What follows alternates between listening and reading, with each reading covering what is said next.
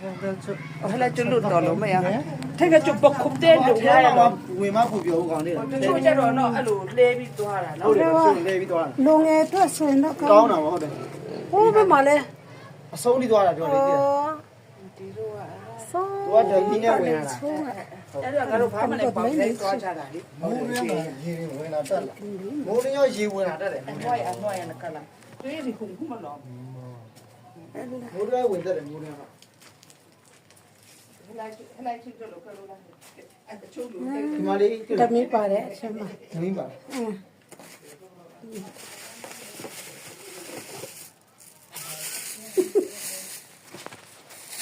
မပြန် မနေဘူးနော် ပန်းစဲ ပေါက်ပြီးမှာ အော်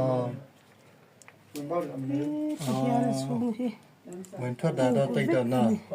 ဂရုတစ်စိတ်တော့ဝင်ရမှာပေါ့နော်တော့ မဆဲရအောင်လေ မဆက်ရဘူးလား ဟုတ်မဆဲရအောင် ဆက်ဘူးဖြစ်တာ စိတ်ကူပိတ်တယ်လို့တဲ့ အော် ဘာလို့ပိတ်ဒီလိုပေါ့ဒီလိုကျောက်ခက်ပန်းဆွဲတယ်လာတယ်သူကနော်နှစ်ကြာနော် စင်ဖလုံးနဲ့ သူကပန်းဆွဲတယ်လာလာသူကနှစ်တွေကြာလို့လေပဲနော်ကြည်ကြွအောင်တလက်လက်နေတယ်နော် ဟ